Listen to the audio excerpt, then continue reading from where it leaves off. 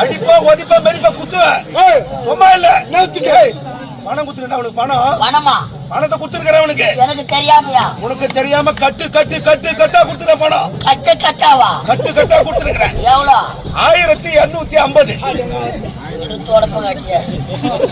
1250 ரூபாவை கட்டு கட்டா கொடுத்துக்கிறாமா?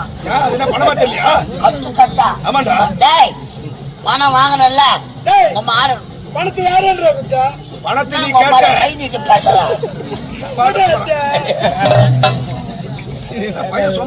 இன்னும் ஒரு 50 ராத்திரிக்கு பாலியாட்டுக்கணும் என்ன?